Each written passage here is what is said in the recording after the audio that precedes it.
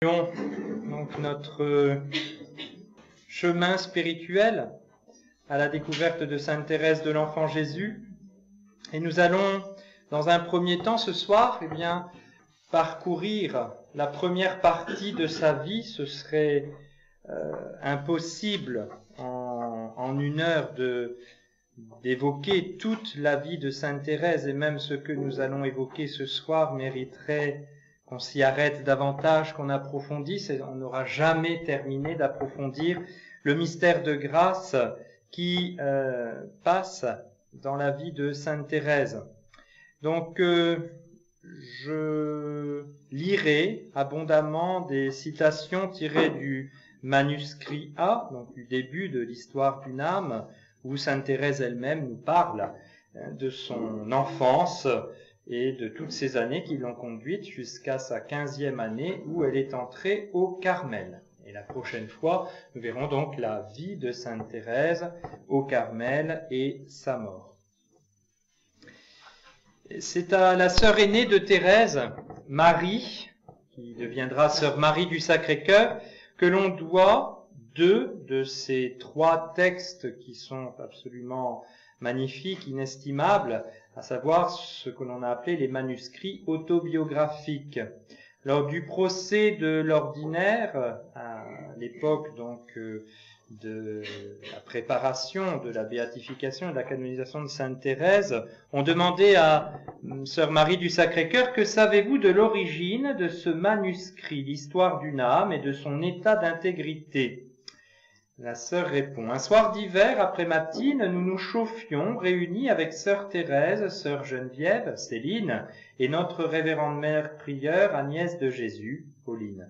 Sœur Thérèse nous raconta 2 ou 3 traits de son enfance. Je dis alors à notre mère prieure: est-il possible que vous lui laissiez faire des petites poésies pour faire plaisir aux unes et aux autres, et qu'elle ne nous écrive rien de tous ses souvenirs d'enfance? Vous verrez, c'est un ange qui ne restera pas longtemps sur la terre, et nous aurons perdu tous ces détails si intéressants pour nous. Notre mère prieure hésita d'abord, puis sur nos instances, elle dit à la servante de Dieu qu'elle lui ferait plaisir de lui remettre pour le jour de sa fête le récit de son enfance. Le fameux manuscrit A.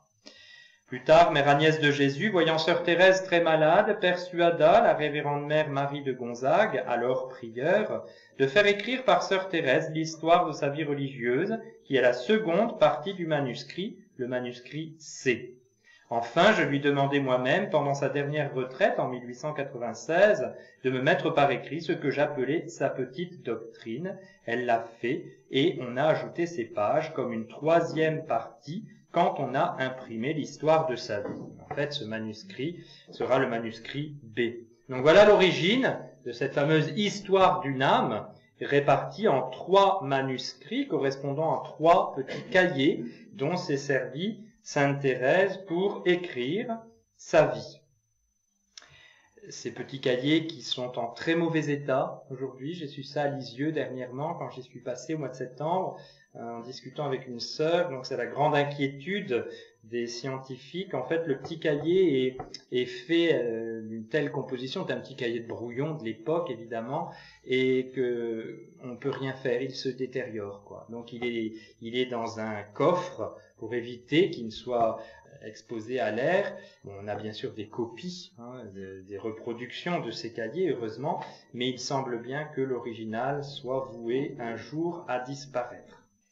Céline, sœur Geneviève, qui recevait donc communication des petits cahiers du manuscrit A au fur et à mesure, donne des précisions intéressantes sur la manière dont Thérèse travaillait. Elle n'avait aucune arrière-pensée lorsqu'elle commença son manuscrit. Elle l'écrivit uniquement par obéissance, s'efforçant toutefois de relater certains faits spéciaux à chacun des membres de sa famille, afin de faire plaisir à tous, par ce récit des souvenirs de sa jeunesse. Son manuscrit était en fait un souvenir de famille exclusivement destiné à ses sœurs.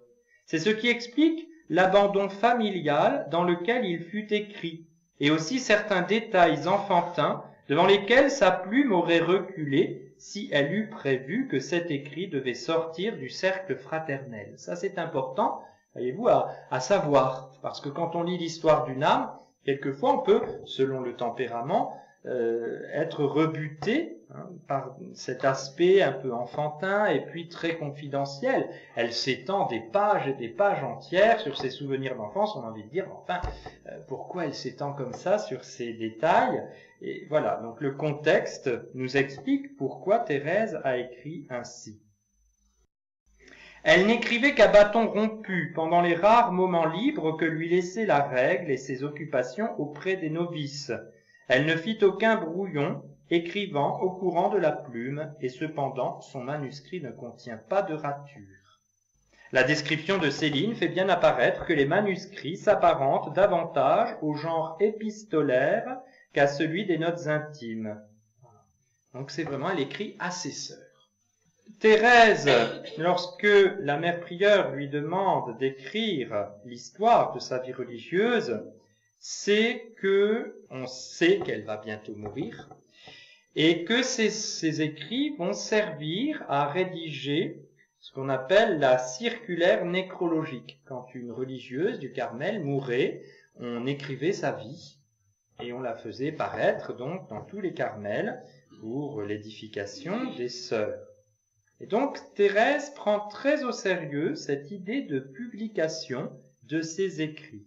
Elle multipliera les allusions dans les derniers entretiens que notera donc sa sœur Pauline durant les derniers mois de sa vie. Sur son lit de mort, nous dit Mère Agnès de Jésus, elle attachait une grande importance à cette publication et y voyait un moyen d'apostolat. Elle me dit un jour avec assurance, il faudra publier le manuscrit sans aucun retard après ma mort. Si vous tardez, si vous commettez l'imprudence d'en parler à qui que ce soit, sauf à notre mère, le démon vous tendra 1000 embûches pour empêcher cette publication pourtant bien importante. Mais si vous faites tout ce qui est en votre pouvoir pour ne la pas laisser entraver, vous ne craignez rien des difficultés que vous rencontrerez. Pour ma mission comme pour celle de Jeanne d'Arc, la volonté de Dieu s'accomplira malgré la jalousie des hommes. Vous pensez donc que c'est par ce manuscrit que vous ferez du bien aux âmes? Oui, dit Thérèse. C'est un moyen dont le bon Dieu se servira pour m'exaucer. Il fera du bien à toutes sortes d'âmes, excepté à celles qui sont dans les voies extraordinaires. Et elle précisera à Pauline, mère Agnès de Jésus, ma mère, tout ce que vous trouverez bon de retrancher ou d'ajouter au cahier de ma vie, c'est moi qui le retranche ou qui l'ajoute.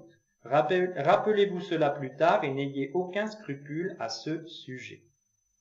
Je n'ai pas écrit ce que je voulais, me dit-elle un jour tristement, il m'aurait fallu plus de solitude. Cependant, ma pensée y est, vous n'aurez plus qu'à classer. Donc Thérèse a permis à sa sœur de faire des corrections dans ce texte. Et c'est ce qui va se passer. Sa sœur ne va pas se gêner pour corriger le texte en question. Les spécialistes nous disent, en fait, Mère Agnès de Jésus a réécrit l'autobiographie de Thérèse. Sans aucun doute, la matière du récit reste sensiblement la même, le fond de la doctrine aussi, mais la forme est différente dans la mesure où le tempérament de Mère Agnès n'est pas celui de Thérèse. Ces modifications n'ont certes pas empêché les âmes de rejoindre authentiquement Thérèse et de se pénétrer de sa doctrine, mais sur le plan proprement scientifique, il est inutile de chercher à concilier les exigences de la critique moderne avec la manière dont fut retouché le texte original. Si on met en regard les deux textes, donc le texte original de Thérèse, le manuscrit, et les corrections faites par Mère Agnès de Jésus, qui paraîtront donc sous le titre « Histoire d'une âme », où les trois manuscrits vont être en quelque sorte rassemblés en un seul récit, eh bien, il y a plus de 7000 variantes. Et c'est ce qui va occasionner, au fur et à mesure des années, à partir des années 48, cette recherche, à cause de la canonisation de Sainte Thérèse et de l'influence grandissante qu'elle a dans l'Église, c'est ce qui occasionne cette recherche scientifique pour retrouver le texte de Thérèse.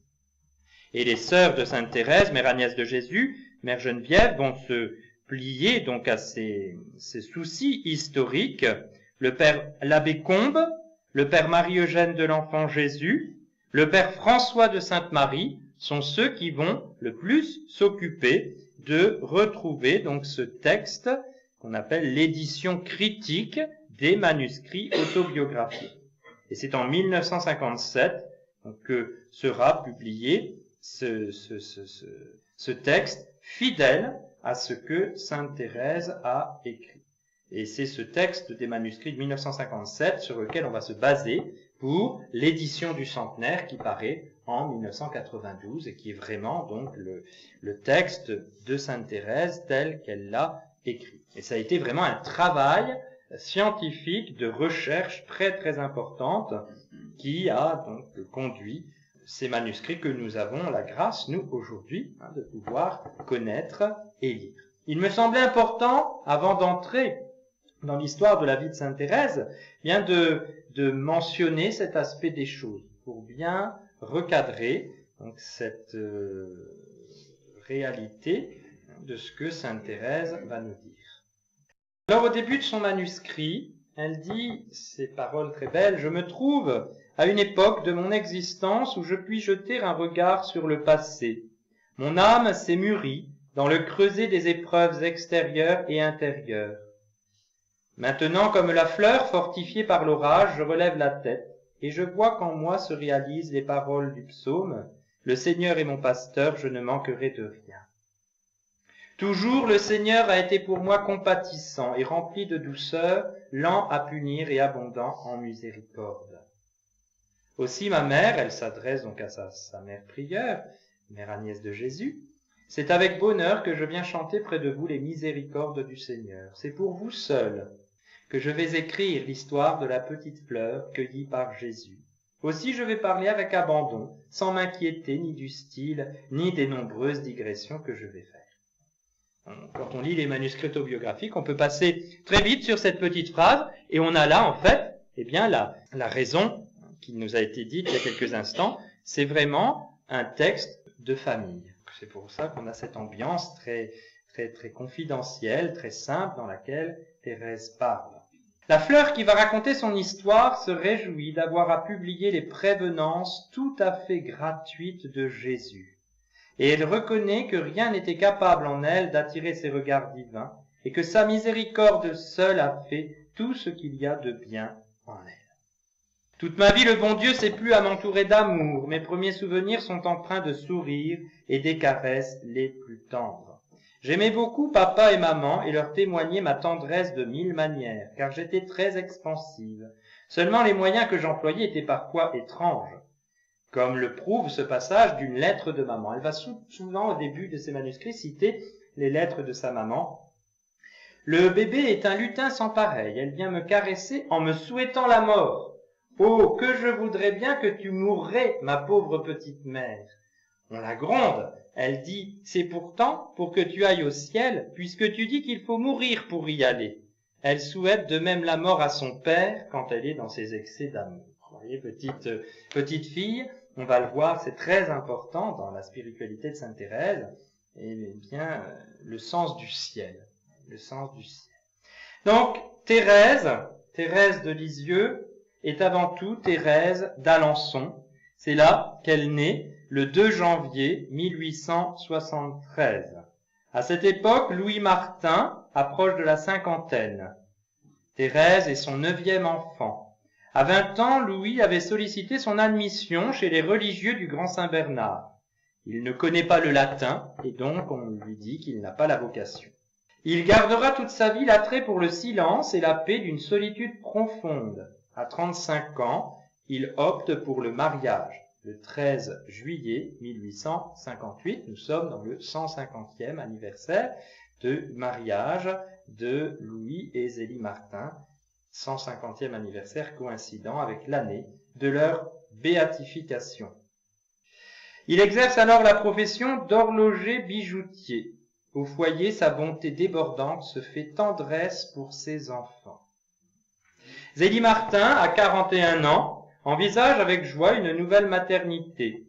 Mais cette femme, aussi sensible qu'énergique, porte déjà les stigmates d'une grande fatigue physique et surtout d'une profonde souffrance morale. la perte de 4 tout jeunes enfants, les veilles prolongées sur le travail de la dentelle du point d'Alençon l'ont usé prématurément. Les Martin sont engagés bien sûr dans les tâches temporelles, mais ils ne s'enferment pas dans cet aspect matériel de leur vie. C'est la foi qui est vraiment la clé de toute leur existence. Et ils voient dans les biens d'ici-bas l'ombre des biens du ciel. Chez Louis, c'est surtout l'attrait des pèlerinages, il ira souvent en pèlerinage, qui manifeste ce désir du ciel, et chez Zélie, c'est plutôt une aspiration nostalgique de l'âme vers le ciel. Thérèse est née le 2 janvier 1873, Marie-Françoise Thérèse Martin, 36 rue Saint-Blaise à Alençon. Le 4 janvier, 2 jours plus tard, elle est baptisée en l'église Notre-Dame, et très vite, au mois de mars, elle tombe malade. Elle ira en nourrice chez la petite Rose Taillée à Sémalé. Elle y sera pendant à peu près 1 an, jusqu'en avril 1874, d'où elle revient, guérie, en bonne santé, à Alençon. Le 8 novembre 1874, dans une lettre, Zélie dit que elle fait sa prière comme un petit ange. Elle chante de petites chansons. Elle a 1 an. En 1875, Thérèse a 2 ans. Elle ne veut pas s'endormir sans avoir fait sa prière. Ce pauvre petit bébé se met dans des furies épouvantables, se roule par terre comme une désespérée, bien nerveuse, intelligente. Elle se rappelle tout. Une lettre, par exemple, que Thérèse mentionne dans le début de ses manuscrits. Voilà Céline qui s'amuse avec la petite au jeu de cubes. Elle se dispute de temps en temps. Je suis obligé de corriger ce pauvre bébé qui se met dans des furies épouvantables quand les choses ne vont pas à son idée. Elle se roule par terre comme une désespérée, croyant que tout est perdu. Il y a des moments où c'est plus fort qu'elle, elle en est suffoquée. C'est une enfant bien nerveuse. Elle est cependant bien mignonne et très intelligente, elle se rappelle tout. Vous voyez, ma mère, commente Thérèse, combien j'étais loin d'être une petite fille sans défaut. On ne pouvait même pas dire de moi que j'étais sage quand je dormais. Ça nous rassure, vous voyez, sur l'enfance, la petite enfance des saints. Thérèse, c'est une petite fille tout à fait normale qui a ses qualités et ses défauts. En 1876, on note l'émotivité et la loyauté de la petite Thérèse. C'est une enfant qui s'émotionne bien facilement, raconte sa maman. Dès qu'elle a fait un petit malheur, il faut que tout le monde le sache. Ça, c'est important dans la personnalité de Sainte Thérèse. Hier, ayant fait tomber sans le vouloir un petit coin de la tapisserie, elle était dans un état à faire pitié. Puis il fallait bien vite le dire à son père. Il est arrivé 4 heures après. On n'y pensait plus, mais elle est bien vite venue dire à Marie, « Dis vite à papa que j'ai déchiré le papier. » Elle est là comme un criminel qui attend sa condamnation, mais elle a dans sa petite idée qu'on va lui pardonner plus facilement si elle s'accuse. On a en germe la spiritualité de Sainte Thérèse. Il dit, il faut se montrer au bon Dieu tel qu'on est, sans cacher nos misères, nos péchés. Se montrer au bon Dieu tel qu'on est. La petite Thérèse me demandait l'autre jour si elle irait au ciel. Je lui ai dit que oui, si elle était bien sage. Elle me répond, oui, mais si je n'étais pas mignonne, j'irais dans l'enfer. Mais moi je sais bien ce que je ferai. Je m'envolerai avec toi qui serais au ciel. Comment que le bon Dieu ferait pour me prendre? Tu me tiendrais bien fort dans tes bras. J'ai vu, commente la maman, j'ai vu dans ses yeux qu'elle croyait positivement que le bon Dieu ne lui pouvait rien si elle était dans les bras de sa mère. On a en germe la confiance de Sainte Thérèse, qui dira, bien des années plus tard, que la sainteté ne consiste pas dans telle ou telle pratique, mais dans une disposition du cœur qui nous rend humbles dans les bras de Dieu. Tout ça est déjà présent dans le cœur de Sainte Thérèse. On voit là certainement, Thérèse est un prodige de la grâce, on voit là certainement cette nature qui est la sienne et qui, surnaturalisée par la grâce, va la conduire à cette voie de sainteté. Elle a 3 ans et elle dira elle-même, « Dès l'âge de 3 ans, j'ai commencé à ne rien refuser de ce que le bon Dieu me demandait. » C'est tout à fait étonnant, évidemment, mais Thérèse est cet enfant. Il y a des enfants comme ça, très, très précoces, qui très vite ont l'âge de raison. Très vite savent faire la distinction entre le bien et le mal et comprennent les voies de la grâce à leur égard. Thérèse dira plus tard, « Avec une nature comme la mienne, si j'avais été élevée par des parents sans vertu, ou même si, comme Céline, j'avais été gâtée par Louise, Louise, c'était donc la servante, je serais devenue bien méchante et peut-être me serais perdue. Mais Jésus veillait sur sa petite fiancée, il a voulu que tout tourne à son bien, même ses défauts, qui réprimés de bonne heure lui ont servi à grandir dans la perfection. » Au foyer Martin, on entourait les enfants d'amour, d'affection, mais on ne leur passait rien. Ils étaient vraiment éduqués au sens où on les aidait à s'élever vers le bon Dieu. On connaît cet épisode que Thérèse raconte, où un jour présente à elle-même et à Céline une corbeille remplie de petites robes de poupée, de morceaux d'étoffe. C'est Léonie qui leur présente cette corbeille, qui leur dit, « Bien voilà, choisissez, je vous donne tout cela. » Alors Céline avance la main, bien sûr, prend un petit morceau de tissu qui lui plaisait. Thérèse réfléchit, elle avance la main et elle se dit, « Je choisis tout. » Je pris la corbeille sans autre cérémonie. Les témoins de la scène trouvèrent la chose très juste. Céline elle-même ne songea pas à s'en plaindre. Ce petit trait de mon enfance est le résumé de toute ma vie. Plus tard, lorsque la perfection m'est apparue, j'ai compris que pour devenir une sainte, il fallait beaucoup souffrir. Rechercher toujours le plus parfait et s'oublier soi-même. J'ai compris qu'il y avait bien des degrés dans la perfection et que chaque âme était libre de répondre aux avances de notre Seigneur, de faire peu ou beaucoup pour lui. En un mot, de choisir entre les sacrifices qu'il demande. Alors, comme au jour de ma petite enfance, je me suis écrié, « Mon Dieu, je choisis tout. Je ne veux pas être une sainte à moitié, cela ne me fait pas peur de souffrir pour vous. Je ne crains qu'une seule chose, c'est de garder ma volonté. Prenez-la, car je choisis tout ce que vous voulez. » Le mot « choisir » est un des verbes essentiels du vocabulaire thérésien. 95 emplois de ce verbe dans les écrits de sainte Thérèse.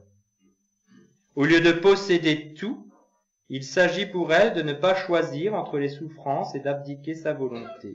Elle met donc l'accent sur cet aspect, et bien d'ouvrir complètement son cœur à la volonté du bon Dieu. Mais voyez déjà, je m'attarde un petit peu sur cette enfance de sainte Thérèse parce que on voit que dans sa nature, le bon Dieu lui a donné toutes ces dispositions naturelles certainement, mais qui vont servir en fait à la trouvaille de sa voie de sainteté. À 4 ans, comment elle explique la toute-puissance de Dieu à sa sœur Céline? C'est encore Zélie Martin, la maman, qui raconte « Elle a des réparties bien rares à son âge. Elle en remontre à Céline, qui est le double plus âgée. Céline disait l'autre jour, « Comment que cela se fait, que le bon Dieu peut être dans une si petite hostie ?» La petite, Thérèse, a dit, « Ce n'est pas si étonnant, puisque le bon Dieu est tout-puissant. » Céline, « Qu'est-ce que veut dire tout-puissant ?» Thérèse, « Mais c'est de faire tout ce qu'il veut. » Voilà. C'est beau, voyez, cette simplicité, cette compréhension par cet enfant de 4 ans du mystère, par exemple, de la toute-puissance de Dieu. Donc à 4 ans, pour replacer un peu les choses dans leur contexte, 4 grandes sœurs comblent Thérèse d'attention. Les 2 aînées, Marie et Pauline, qui ont respectivement 17 et 15 ans et demi, donc évidemment s'extasient sur les faits et gestes de leur Benjamine. Thérèse, c'est la petite dernière. Marie ne cache pas sa fierté à l'égard de sa filleule, et Pauline, bien sûr, retrouve, elle est encore pensionnaire à l'époque, elle retrouve pendant les vacances, son petit ange. Léonie, adolescente difficile de 14 ans, tient une grande place dans l'affection de la petite Thérèse. Quant à Céline, c'est son aînée de 3 ans et demi, elle est la compagne de jeu rêvée. Donc là, c'est un petit peu le contexte familial de Sainte Thérèse. Donc, monsieur et madame Martin auront 9 enfants, dont 4 décèdent tout petits. Tous les enfants donc les filles portent le prénom de Marie. Marie-Louise, Marie, qui naît le 22 février 1860. Marie-Pauline, qui naît le 7 septembre 1861. Marie-Léonie, qui naît le 30 juin 1863. Marie-Hélène, petite Marie-Hélène qui va mourir, Joseph Jean-Baptiste et la petite Mélanie. Et ensuite, on aura Marie-Céline qui naît en 1869 et enfin Marie-Françoise Thérèse, notre petite Thérèse qui naît le 2 janvier 1873. Donc voilà un petit peu, je dirais, le climat et le portrait un petit peu de la famille de Sainte Thérèse. C'est à cette époque, quand Thérèse a 4 ans, que tout va basculer avec la mort prématurée de Madame Martin. Madame Martin qui, avec Marie, Pauline et Léonie, ira faire un pèlerinage à Lourdes du 18 au 23 juin 1877. Pèlerinage qui va être un véritable fiasco. Il n'y a rien qui va fonctionner dans ce pèlerinage. D'abord, Madame Martin est très très malade, elle a le cancer. Et en plus, rien ne réussit. C'est Monseigneur Gaucher qui raconte ça dans une conférence. Par exemple, elles vont à la grotte, elles prennent des bouteilles d'eau de Lourdes, les bouteilles fuient, alors elles inondent complètement tout leur bagage. Enfin, du début à la fin du pèlerinage, c'est un véritable chemin de croix qui épuise encore plus, bien sûr, la pauvre malade. Madame Martin meurt le 28 août, donc 2 mois après ce pèlerinage, à minuit 30. Et notre petite Thérèse, à 4 ans, se retrouve orpheline de sa maman. Madame Martin qui disait de Thérèse, « Cette pauvre petite fait notre bonheur, elle sera bonne, on voit déjà le germe. Elle ne parle que du bon Dieu, elle ne manquerait pas pour tout à faire ses prières. Je voudrais que tu la verrais, petite faute de grammaire de Madame Martin, réciter de petites fables. Jamais je n'ai rien vu de si gentil. Elle trouve toute seule l'expression qu'il faut donner et le ton. Mais c'est surtout quand elle dit, petit enfant à tête blonde, où crois-tu donc qu'est le bon Dieu? Quand elle en est là, il est là-haut dans le ciel bleu, elle tourne son regard en haut, avec une expression angélique. On ne se lasse pas de le lui faire dire tant c'est beau. Il y a quelque chose de si céleste dans son regard qu'on en est ravi. » Thérèse, qui cite cette lettre de sa maman, dit « Que j'étais heureuse à cet âge, déjà je commençais à jouir de la vie, la vertu avait pour moi des charmes et j'étais, il me semble, dans les mêmes dispositions où je me trouve maintenant, ayant déjà un grand empire sur mes actions. Oh, comme elles ont passé rapidement les années ensoleillées de ma petite enfance, mais quelle douce empreinte elles ont laissée en mon âme. » Ça, vous voyez, c'est très important. Très, très important combien la première enfance est capitale dans l'évolution d'un adulte. « Oh, véritablement, tout me souriait sur la terre. Je trouvais des fleurs sous chacun de mes pas, et mon heureux caractère contribuait aussi à rendre ma vie agréable. Mais une nouvelle période allait commencer pour mon âme. Je devais passer par le creuset de l'épreuve et souffrir dès mon enfance, afin de pouvoir être plus tôt offerte à Jésus. » Donc évidemment, Thérèse, quand elle écrit ces lignes, elle relit son passé.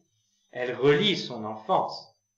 Quand elle était enfant, elle n'avait pas conscience de cela, mais après coup, elle voit qu'à travers toutes ces joies, tout cet amour dont elle a été entourée, et aussi ce creuset de l'épreuve dans lequel elle va entrer avec la disparition de sa maman, eh bien, Thérèse voit à travers tout cela l'œuvre du bon Dieu qui la prépare un jour à cette union totale avec lui. Ça aussi, c'est évidemment un des grands enseignements de Sainte Thérèse. Tout est grâce, tout est voulu, permis par le bon Dieu pour notre bien. il faut lui faire confiance. C'est ce que dira, je l'ai dit je crois la semaine dernière, c'est ce que dira sa sœur le jour de sa mort, lorsque Thérèse est morte, qu'elle est entrée dans la vie, elle a, après tant et tant de souffrances, elle a ce visage céleste et ce sourire, elle semblait nous dire, le bon Dieu n'est qu'amour et miséricorde. Elle semblait nous dire que il faut lui faire confiance quand même, envers et contre tout. Et ça, c'est vraiment le message de Sainte Thérèse. Eh bien, on retrouve un petit peu cette idée à travers ce que nous dit là Thérèse dans les premières pages de son manuscrit. Thérèse, se trouvant orpheline de sa maman, choisit Pauline, qui a 16 ans à l'époque, comme sa deuxième maman. Céline se jette, après la mort de Madame Martin, dans les bras de Marie, l'aînée, en disant « Eh bien, c'est toi qui seras maman. Moi, j'étais habituée à faire comme elle. Cependant, je me tournais vers vous, ma mère, elle s'adresse à Pauline, et comme si déjà l'avenir avait déchiré son voile, je me jetai dans vos bras en m'écriant « Eh bien, moi, c'est Pauline qui sera maman. » À cette époque, le caractère heureux, expansif, affectif, affectueux de Thérèse change complètement. Moi, si vive, si expansive, je devins timide et douce, sensible à l'excès. Un regard suffisait pour me faire fondre en larmes. Il fallait que personne ne s'occupe de moi pour que je sois contente. Cependant, je continuais à être entouré de la tendresse la plus délicate. Le cœur si tendre de papa avait joint à l'amour qu'il possédait déjà, un amour vraiment maternel. Autre thème très thérésien. À travers le regard, l'amour de son père, Thérèse découvre, comprend l'amour de Dieu. Et elle dira dans un de ses poèmes que l'amour de Jésus pour nous est plus que maternel. Il faut lire, je fais des digressions, mais je ne sais pas hors sujet, il faut lire Sainte Thérèse, je dirais de plus en plus avec cette vision un petit peu globale. Sans cesse, dans ce qu'elle écrit, elle livre le fond de son âme. Elle livre tout ce qu'elle a vécu. Il y a une plénitude d'être chez Sainte Thérèse qui est très rare. On le voit très bien. À 3 ans, elle a l'usage de sa raison et elle est capable déjà de ne rien refuser au bon Dieu. Il y a vraiment un être dans sa plénitude. C'est une manifestation, une victoire de la grâce de notre Seigneur en Sainte Thérèse.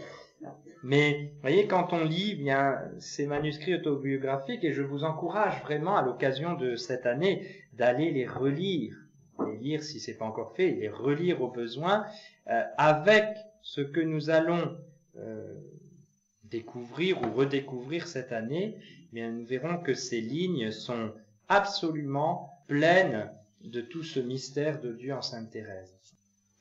Après la mort de Madame Martin, eh bien, Monsieur Guérin, qui était le frère de Madame Martin, trouve à Lisieux une maison pour les Martin. Il est bien qu'ils se rapprochent de leur famille, et donc il leur trouve les Buissonnets que l'on visite, donc à Lisieux. Je ne ressentis, dit Thérèse, aucun chagrin en quittant Alençon. Les enfants aiment le changement, et ce fut avec plaisir que je vins à Lisieux. Donc M. Martin avait résolu d'habiter Lisieux pour rapprocher ses filles de leur famille maternelle, M. et Mme Guérin, leurs 2 filles, Jeanne et Marie. Isidore Guérin tenait une pharmacie, place Saint-Pierre. C'est lui qui était venu chercher ses nièces à Alençon. Le quartier portait le nom de Bissonnet, changé par les filles Martin en Buissonnet. Nous entrons donc maintenant dans la deuxième partie de la vie de Sainte Thérèse. C'est elle-même qui donne cette chronologie, la plus douloureuse, dit-elle, de sa vie. Thérèse, avec ses sœurs, arrive à Lisieux le 15 novembre 1877. Encore une fois, Thérèse a bientôt 5 ans. En avril 1878, donc 6 mois plus tard, pour la première fois, Thérèse comprend un sermon. Et elle précise que c'est un sermon sur la Passion. Elle s'en souvient. Elle a 6 ans quand, pour la première fois, elle rend visite à la chapelle du Carmel de Lisieux. Elle fera sa première confession à l'abbé Dusselier, à la cathédrale Saint-Pierre. Elle raconte ainsi l'événement. « Oh ma mère chérie, avec quel soin ne m'aviez-vous pas préparé, me disant que ce n'était pas à un homme, mais au bon Dieu que j'allais dire mes péchés. J'en étais vraiment bien convaincu. Aussi je fis ma confession avec un grand esprit de foi. » Vous voyez comment la préparation d'une âme d'enfant est importante et on ne se rend pas compte de l'impact que ça peut avoir. Je dirais, il faut aussi avoir cet aspect-là dans la vie de Sainte Thérèse. Il y a bien sûr toutes les grâces que le bon Dieu lui a accordées de manière purement gratuite, mais il y a aussi toutes les dispositions dont elle est entourée. Elle est entourée d'une famille absolument exemplaire et on la prépare bien à sa première confession. Même, je vous demandais, dit Thérèse, s'il ne fallait pas dire à Monsieur Dusselier que je l'aimais de tout mon cœur, puisque c'était au bon Dieu que j'allais parler en sa personne. Vous voyez, vraiment une enfant très directe, très entière, très simple au fond.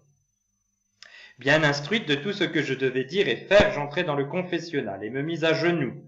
Mais en ouvrant le guichet, Monsieur Dusselier ne vit personne. J'étais si petite. Alors ça, c'est très important dans la spiritualité thérésienne. Elle y revient toutes les fois où elle peut noter qu'elle est petite, elle le note. J'étais si petite que ma tête se trouvait sous la banquette où l'on s'appuie les mains. Alors il me dit de rester debout. Obéissant aussitôt, je me levai, me tournant juste en face de lui pour bien le voir, je fis ma confession comme une grande fille. Et je reçus sa bénédiction avec une grande dévotion, elle souligne dans le texte. Car vous m'aviez dit, à ce moment, que les larmes du petit Jésus allaient purifier mon âme. Je me souviens que la première exhortation qui me fut adressée m'invita surtout à la dévotion envers la Sainte Vierge, et je me promis de redoubler de tendresse pour elle. En sortant du confessionnal, j'étais si contente et si légère que jamais je n'avais senti autant de joie dans mon âme. Depuis, je retournais me confesser à toutes les grandes fêtes, et c'était une vraie fête pour moi à chaque fois que j'y allais. Ça, c'est beau, ça. Essayons de faire en sorte que nos confessions soient une fête. Et oui, la fête de l'enfant prodigue, c'est bien ce que dit le Père, hein, il faut aller tuer le veau gras et puis réunir les amis et célébrer le retour de l'enfant vers son Père.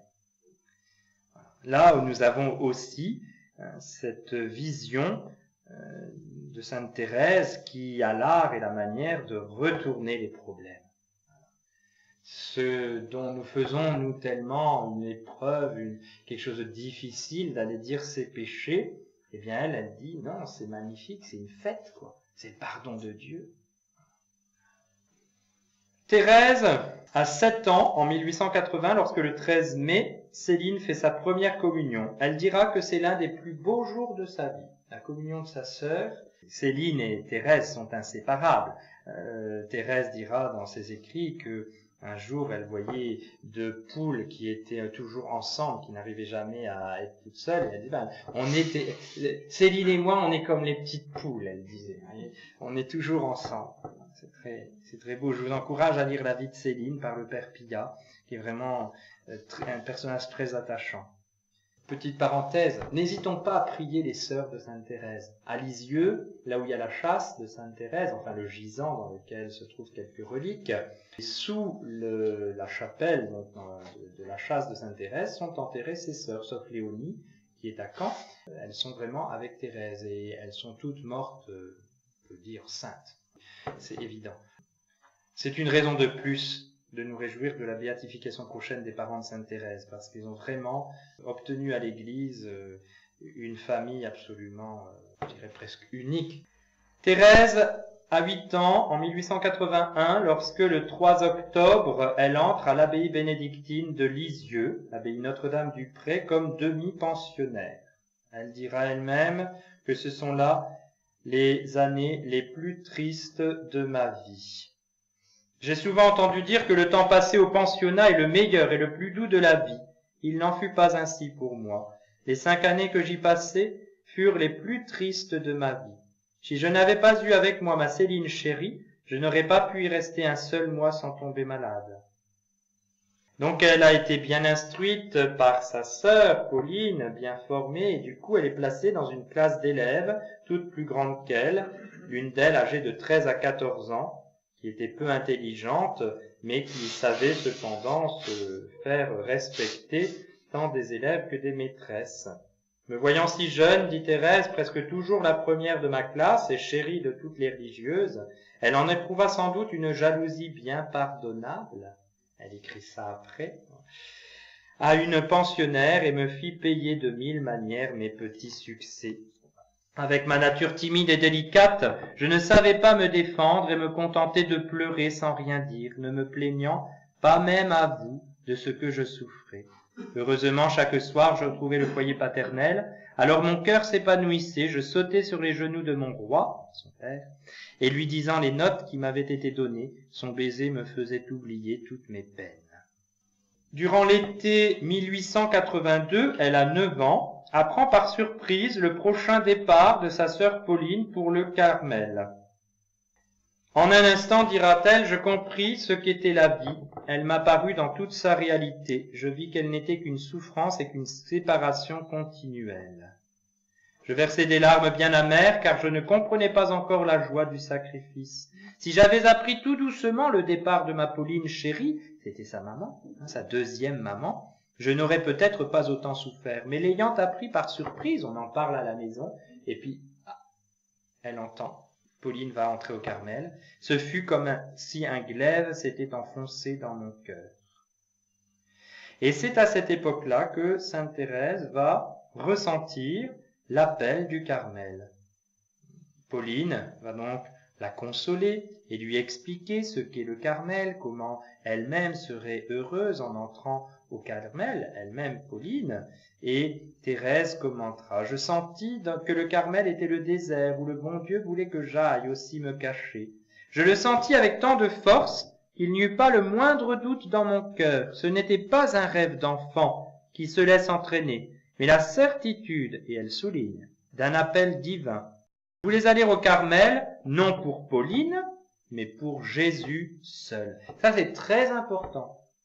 On dira que Thérèse est entrée au Carmel pour retrouver ses sœurs. C'est faux.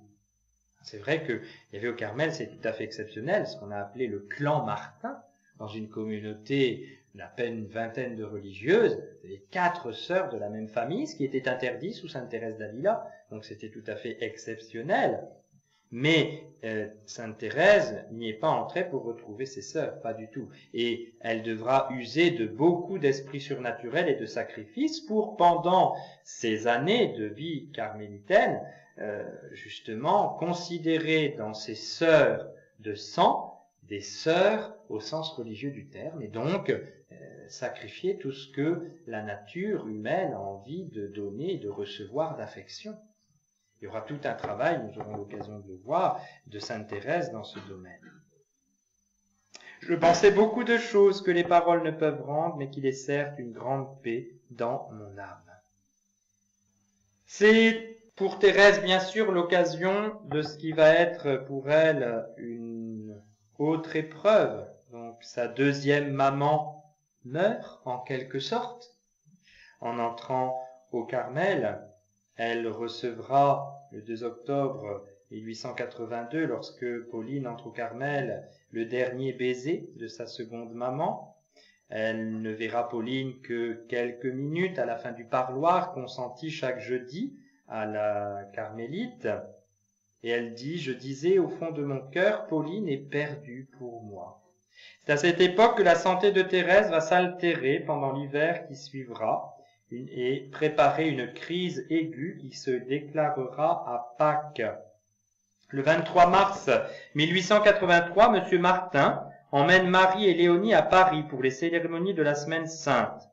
Déjà minée par le chagrin, Thérèse, confiée à ses oncles et tantes, ne peut surmonter cette courte séparation. N'oublions pas que depuis la mort de Madame Martin, elle est sensible à l'excès. Le soir de Pâques, le 25 mars, M. Guérin achève à son insu de la bouleverser en évoquant le souvenir de Madame Martin. Quelques heures plus tard, la fillette est saisie d'un tremblement nerveux auquel succèdent des crises de frayeur et des hallucinations. On rappelle d'urgence M. Martin et ses filles. Marie s'installe au chevet de l'enfant, chez les Guérins, car elle n'est pas transportable. Le 6 avril, elle aura un sursaut pour la prise d'habit de Pauline, une journée qui se passera tout à fait normalement. Dès le lendemain, elle rechute. Cette fois-ci, elle est au buissonnet. Les manifestations navrantes se multiplient. On parle d'une étrange maladie qui déconcerte le médecin traitant, qui parle à un moment de danse de Saint-Guy et qui exclut cependant formellement l'hystérie. Donc une maladie un peu inexplicable qui repose certainement sur une santé nerveuse très fragilisée, mais dans laquelle il y a probablement un aspect diabolique. Le démon prévoit, sent l'éminente sainteté de cet enfant et il va brouiller les cartes. Il va intervenir parce que c'est un fait que médicalement on ne comprenait pas ce qui se passait. Je crois qu'à un moment donné, d'ailleurs, Thérèse parle de cet aspect diabolique de sa maladie. On fait une neuvaine à Notre-Dame des Victoires au mois d'avril. Monsieur Martin demande des messes pour la guérison de sa petite reine. Et c'est grande date dans la vie de Sainte Thérèse, le 13 mai 1883, Thérèse a 10 ans, qu'elle va être donc guérie miraculeusement par la Sainte Vierge. Ne trouvant aucun secours sur la terre, raconte Thérèse, la pauvre petite Thérèse s'était aussi tournée vers sa mère du ciel. Elle l'a priée de tout son cœur d'avoir enfin pitié d'elle. Pendant ces moments de souffrance, d'hallucination, de frayeur, elle voyait des animaux étranges et effrayants, elle avait des apparitions, des hallucinations, c'était terrible à voir. Eh bien, elle gardait toute sa lucidité. Elle le dira après. Elle n'a jamais perdu l'usage de sa raison. Elle était parfaitement consciente de ce qui se passait. C'est ce qui fait dire qu'il y a un aspect diabolique dans cette maladie. Tout à coup, la Sainte Vierge me parut belle, si belle, que jamais je n'avais vu rien de si beau. On croirait entendre Bernadette. C'est presque du mot à mot. Son visage respirait une bonté et une tendresse ineffables. Mais ce qui me pénétra jusqu'au fond de l'âme, ce fut le ravissant sourire de la Sainte Vierge. Alors toutes mes peines s'évanouirent, 2 grosses larmes jaillirent de mes paupières et coulèrent silencieusement sur mes joues, mais c'étaient des larmes d'une joie sans mélange. Ah, pensai-je, la Sainte Vierge m'a souri, que je suis heureuse. Oui, mais jamais je ne le dirai à personne, car alors mon bonheur disparaîtrait. Donc, miracle, intervention de la Sainte Vierge, le dimanche de la Pentecôte, 13 mai 1883. Notons que dans la vie de Sainte Thérèse, la fête de la Pentecôte est très importante. Souvent, il y a des grâces tout à fait particulières qui lui sont accordées en ce jour de l'avènement du Saint-Esprit. Au mois d'août qui suivra, elle fera sa première rencontre avec le père Pichon, qui est un prêtre qui aura une grande influence dans la famille Martin. Et c'est un prêtre très simple et Thérèse donc trouve auprès de ce prêtre une sympathie au sens une connivence d'âme. 1884, Thérèse a 11 ans. L'année 1884 représente un sommet spirituel dans la vie de Thérèse enfant. Le 8 mai 1884, ce sera la première communion. Le 22 mai, fête de l'Ascension, deuxième réception de l'Eucharistie. 14 juin, réception de la confirmation. Au dire de Céline, Thérèse s'y prépare avec une sainte ivresse. Et c'est au cours de cette année 1884 que, lors de la communion, qui à l'époque se recevait avec l'autorisation de son confesseur de manière très épisodique, très ponctuelle, qu'elle sentira naître en son cœur un grand désir de la souffrance, comme elle l'écrira elle-même. Ô Jésus, douceur ineffable, changez pour moi en amertume toutes les consolations de la terre. C'est une enfant de 11 ans qui fait cette prière à notre Seigneur. Il ne faut pas que ça nous rende Thérèse lointaine, parce que comme elle le dira à la fin de sa vie, c'est Jésus qui a tout fait. Et Thérèse est pour nous vraiment le modèle de ce que la grâce peut faire dans une âme. Le bon Dieu l'a fait dans son âme à profusion, de manière absolument unique. C'est pour ça qu'elle est l'une des plus grandes saintes, c'est évident. Mais cela nous manifeste la toute-puissance de la grâce. C'est ce que dira Pie XII sur Sainte Thérèse. Il dira, elle est le signe de la toute-puissance de la grâce. C'est pas dans les termes exacts que je cite, mais c'est l'idée de ce que disait Pie XII. Donc en cette année 1884, Thérèse se prépare à sa première communion. À l'époque, donc on a des petites pratiques, et Pauline, sœur Agnès de Jésus, carmélite, a fait un petit cahier dans lequel Thérèse est invitée à noter ses sacrifices et toutes les petites fleurs qu'elle offre à Jésus, et à colorier, bien sûr, à l'occasion de chaque sacrifice. Elle fera donc sur l'espace de 3 mois 1949 sacrifices, soit 28 sacrifices par jour. Elle fera 2773 fois les invocations notées par sa sœur, soit 40 par jour. Générosité tout à fait extraordinaire, exceptionnelle de cet enfant de 11 ans. Thérèse cueille chaque jour des dizaines de fleurs pour l'enfant Jésus, sacrifice, acte de vertu. Sœur Agnès les pare de symboles gracieux, roses, violettes, pâquerettes, aubépines, muguet, myosotis. L'enfant les embaume par des aspirations d'amour. Le soir, elle en inscrit le total sur le ravissant petit livre, citation de Thérèse, préparé par la carmélite. Le symbolisme de la fleur entre ainsi dans le vocabulaire, mieux dans la spiritualité de Thérèse.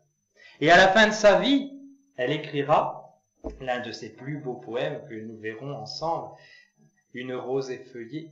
Le symbolisme de Thérèse qui effeuille des roses et qui, avec les pétales, soulage Jésus sur son crucifix, c'est l'image de sa vie qui veut, comme une rose, s'effeuiller uniquement par amour. Et elle aura ce poème absolument sublime. Si vous avez les poésies de Sainte Thérèse chez vous, allez lire, c'est dans les dernières poésies, Une rose effeuillée. Nous le lirons un jour ensemble.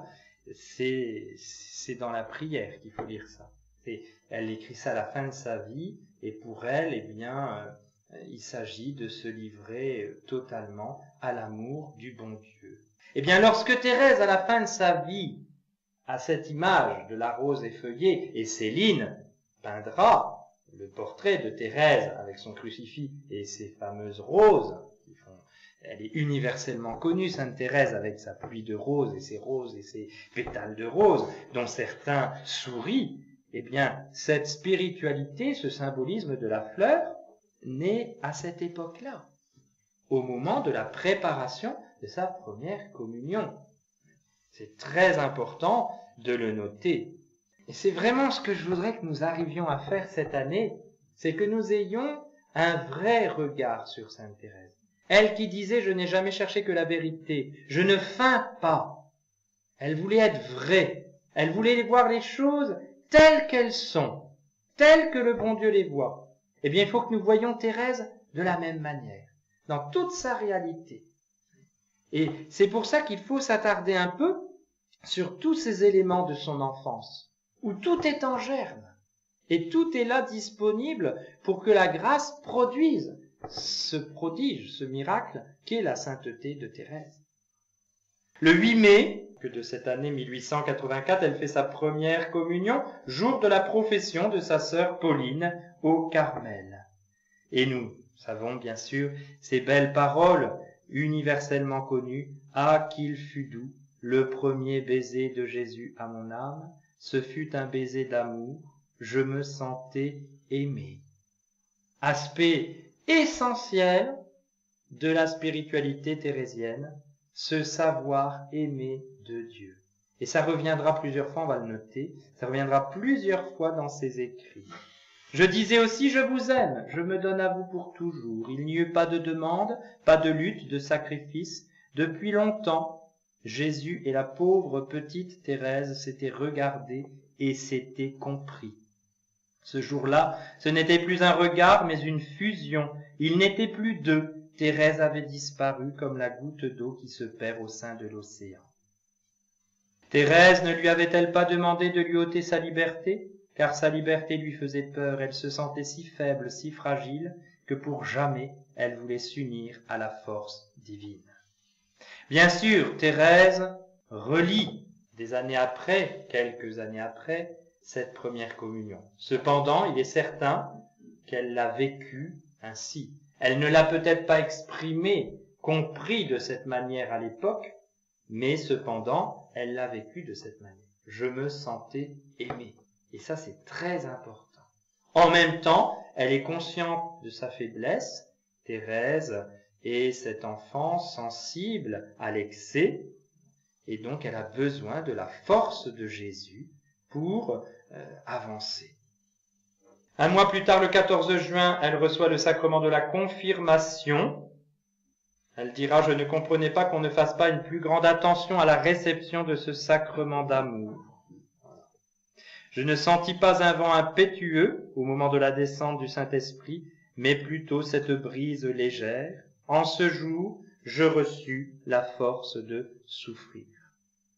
Elle sera inscrite à la confrérie du Saint-Rosaire au mois de septembre. En 1885, Thérèse a 12 ans. À cette époque, donc un an après, on renouvelait la première communion. C'est à cette époque que les instructions de l'abbé Daumain impressionnent le caractère très sensible, hypersensible de Thérèse. L'abbé Daumain qui, essentiellement, à ses enfants qui se préparent à renouveler leur communion, parle du péché mortel. Péché mortel qui fait que l'âme est comme une colombe qui se perd dans la boue et qui ne sait plus élever ses petites ailes, etc. Et on a les carnets de prédication de cette retraite. Moi, j'ai des documents, c'est absolument effrayant. C'est vraiment cette mentalité jansénisante qui était présente, qui imprégnait les âmes. À ces enfants à qui il fallait donner des ailes, eh bien, on leur montrait combien leurs ailes pouvaient être engluées dans la boue. Vous voyez, Thérèse, qui est toute tournée vers notre Seigneur, qui n'a qu'un seul désir, c'est la confiance. Elle a fait sa première communion, c'est une fusion. Ça, c'est un terme mystique. C'est une grâce mystique au sens fort du terme. C'est une grâce théologale. Elle a vraiment reçu cette grâce d'union à notre Seigneur. Évidemment, ces prédications entraînent chez elle un redoublement d'hypersensibilité et notamment le début d'une crise de scrupules qui va durer pendant 1 an et demi. Scrupules dont Thérèse dira « Il faut avoir passé par ce martyre pour le bien comprendre. Dire ce que j'ai souffert pendant 1 an et demi me serait impossible. » On est dans les années les plus tristes de la vie de Thérèse. Pauline est entrée au Carmel, elle a perdu sa deuxième maman, elle a cette épreuve de son hypersensibilité, et maintenant c'est l'épreuve du scrupule. Toutes mes pensées, mes actions les plus simples devenaient pour moi un sujet de trouble. Je n'avais de repos qu'en les disant à Marie, sa sœur, ce qui me coûtait beaucoup, car je me croyais obligé de lui dire les pensées extravagantes que j'avais d'elle-même. Aussitôt que mon fardeau était déposé, je goûtais un instant de paix, mais cette paix passait comme un éclair et bientôt mon martyre recommençait. Elle sera délivrée de ses scrupules, donc 1 an et demi après. Le bon Dieu sait ce qu'il fait. Elle sera délivrée de ses scrupules en priant ses 4 petits frères et sœurs qui sont morts en bas âge et qui donc baptisés sont au ciel, et elle leur demandera d'être délivrée. Lorsque Marie entra au Carmel, donc 1 an et demi après, en août 1886, j'étais encore bien scrupuleuse, ne pouvant plus me confier à elle. Remettons bien les choses dans leur contexte. Pauvre petite Thérèse, orpheline, qui perd Pauline, sa deuxième maman, qui, hypersensible, tombe dans la terrible maladie du scrupule spirituel, et Marie entre au Carmel. Thérèse est sans secours humain. Et c'est une petite fille de 13 ans. Elle est encore une petite fille dans sa tête, dans sa sensibilité. Eh bien, elle est obligée de se tourner vers les cieux. Ça, c'est très thérésien aussi. L'homme confronté à sa faiblesse, à son impuissance, à son incapacité, est obligé de se tourner vers Dieu. De profundis clamavi ad te domine. Des profondeurs, Seigneur, je me suis tourné vers vous, j'ai crié vers vous. Le Père Pichon dira un jour, c'est quand on est vraiment désespéré qu'on commence à prier. Et Thérèse a entendu cette prédication. Elle est devant l'impossibilité de s'en sortir et donc elle se tourne vers le ciel. Je leur parlais avec une simplicité d'enfant, leur faisant remarquer qu'étant la dernière de la famille, j'avais toujours été la plus aimée, la plus comblée des tendresses de mes sœurs, que s'ils étaient restés sur la terre, ils m'auraient sans doute aussi donné des preuves d'affection. On imagine la prière de la petite Thérèse, prière toute simple, toute vraie, où elle parle à ses frères et sœurs du ciel, elle est sûre qu'ils sont au ciel et qu'ils l'écoutent. C'est une vraie prière. Prier, c'est parler à Dieu comme un enfant parle à son père. La réponse ne se fit pas attendre. Bientôt la paix vint inonder mon âme de ses flots délicieux. Et je compris que si j'étais aimé sur la terre, je l'étais aussi dans le ciel. Ce sont des petits trésors qu'à chaque page des manuscrits autobiographiques, nous pouvons ainsi prendre pour notre propre vie. Nous sommes aimés de Dieu. Qu'est-ce qu'elle disait dans sa première communion? Ce fut un baiser d'amour, je me sentais aimé. Eh bien là, dans sa crise de scrupules, elle est guérie par ses frères et sœurs du ciel. Je compris que si j'étais aimé sur la terre, je l'étais aussi dans le ciel. Et ça va marquer cet enfant pour toujours.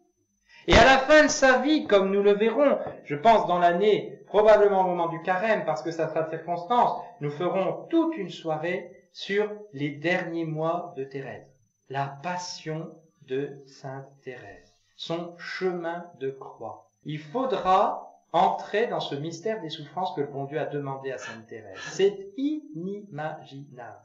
Eh bien, lorsqu'elle sera au paroxysme de ses souffrances, on dira d'elle que ses souffrances étaient atroces. Elle croira que Dieu l'aime. Et tuberculeuse, à la fin de sa vie, n'ayant plus qu'un demi-poumon pour respirer, elle n'était plus capable de parler qu'en disant un mot à la fois, avec bien des difficultés. Elle dira, le bon Dieu est bon. Oui, il est bien bon. Et quand ses dernières paroles, ce sera, mon Dieu, je vous aime. Il y a cette certitude d'être aimé dans le ciel. Et voilà pourquoi Thérèse est un omen novum, un message nouveau. Voilà pourquoi elle est une parole de Dieu, comme disait Pie XI. Voilà pourquoi c'est la plus grande sainte des temps modernes, pourquoi elle est contemporaine de ce monde contemporain qui ne sait plus aimer et qui bien souvent ne sait plus aimer parce qu'il n'a pas été aimé. Thérèse répond à tous les problèmes, je dirais, de ce monde d'aujourd'hui, des gens paumés, des gens qui sont blessés dans leur affectivité et dont nous sommes tous plus ou moins. Elle avait cette certitude parce qu'elle l'a vécu, que Dieu nous aime, que nous sommes aimés dans le ciel. Mais moi, je voudrais le hurler partout, ça. C'est pour ça qu'elle est grande, Sainte Thérèse. Voilà pourquoi il faut que nous l'aimions. Voilà pourquoi il faut que nous la prions, il faut qu'elle devienne une petite sœur du paradis pour chacun d'entre nous. Cette certitude, c'est ce qu'il faut dire aux pauvres gens qu'on rencontre, qui sont quelquefois dans des situations humaines inextricables. Et essayons de leur dire que le bon Dieu les aime quand même, qu'ils doivent aller vers lui. Je me souviens, c'est une parenthèse, tant pis, je dure un petit peu plus, mais c'était à Lyon. Nous partions pour le pèlerinage de Lourdes à 5 heures du matin près de la gare de Lyon. Et j'avais un petit peu de courrier à déposer à la boîte postale. Donc je m'écarte et puis il y avait un hôtel comme devant toutes les gares et deux types un peu louches qui sortent de l'hôtel. Et il y en a un qui m'apostrophe et qui me dit « Mon père, si vous saviez ce qu'on va faire ». Et moi, qu'est-ce que je dise? J'avais quoi, 2 secondes, 3 secondes? Je lui dis « Priez ». Et il me dit, et ça je le revois encore, avec un sourire étonné et en même temps heureux, il me dit « Ah, je peux ?» Mais je lui dis « Mais oui, priez ». Je pense qu'il pensait qu'étant donné probablement sa vie dissolue, il n'avait pas le droit de prier. Et quelquefois je pense à lui, je me dis, qu'est-ce qu'il est devenu? Bon, Dieu s'occupe de lui. Notre Seigneur s'occupe de chaque âme en particulier, comme le soleil réchauffe chaque petite fleur sur cette terre, disait sainte Thérèse. C'est peu de choses, mais ça va peut-être le sauver, qu'on lui ait simplement dit, par la grâce du bon Dieu, qu'il avait le droit de prier. Non seulement il a le droit, mais il a le devoir, mais il n'y croyait plus probablement. Ça c'est Thérèse, ça. On peut pas faire forcément beaucoup de bien aux gens qui nous entourent. On peut peut-être leur redonner un petit peu de cette espérance. Voilà pourquoi sainte Thérèse est la sainte d'aujourd'hui, la plus grande sainte des temps modernes, disait saint Pie X. Thérèse a 12 ans. Elle est reçue comme aspirante des enfants de Marie en 1886 en février. Et c'est à cette époque que M. Martin la retire définitivement de l'abbaye à cause de sa santé, qui est vraiment par trop atteinte et malade du fait de cette hypersensibilité qui est la sienne et de cette maladie spirituelle des scrupules. C'est à cette époque que Léonie va faire un essai de vie religieuse, c'est les Clarisses d'Alençon, et c'est à cette époque aussi que Marie entre au Carmel. Thérèse est donc au mois d'octobre de cette année 1886 délivrée de ses scrupules miraculeusement.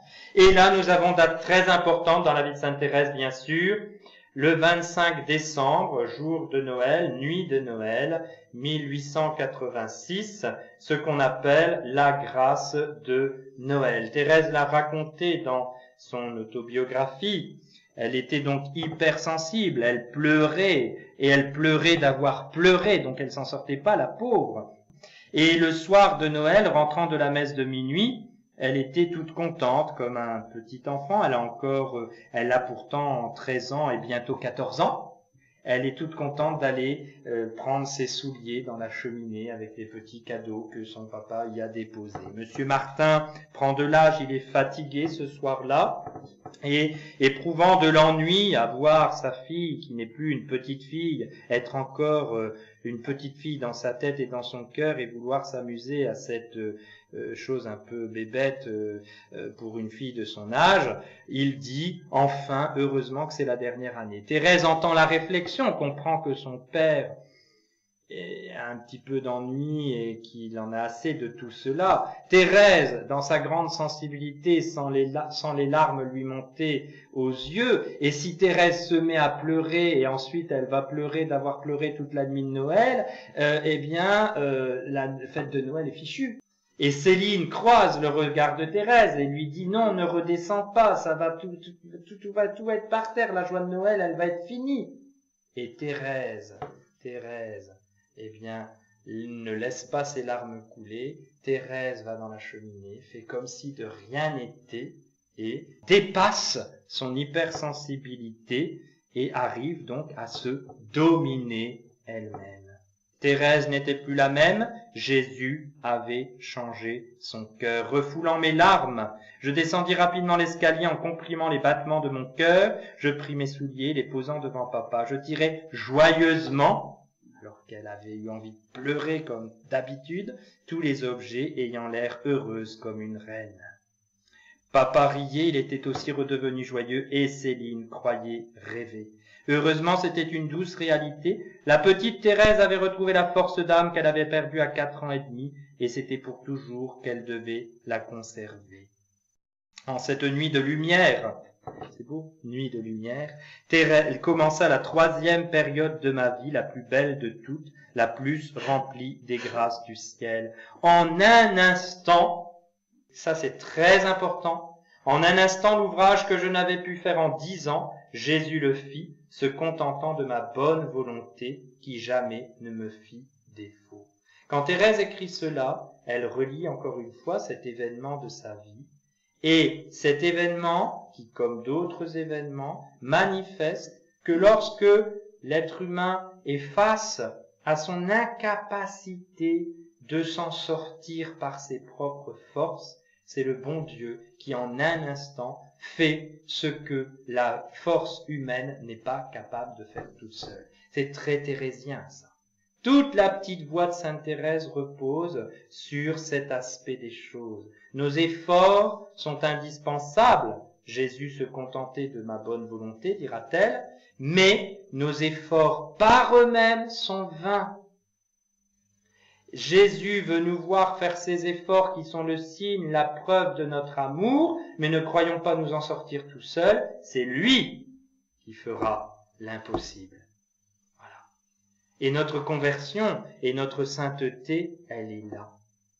Et ça, c'est très, très important. Nous le verrons quand nous étudierons la fameuse petite voix de Sainte Thérèse. C'est à cette époque, donc après la nuit de Noël, que Thérèse sent, je vais très vite, que Thérèse sent ce désir de la conversion des âmes. Je sentis en un mot la charité entrer dans mon cœur, le besoin de m'oublier pour faire plaisir, autre terme très thérésien, faire plaisir, et depuis lors, je fus heureuse. C'est à cette époque qu'elle va donc collaborer dans le mystère de la communion des saints à la conversion du fameux Pranzini, le fameux Pranzini condamné à mort pour avoir tué 2 femmes et une fillette à Paris dans la nuit du 19 au 20 mars 1887. Thérèse a 14 ans.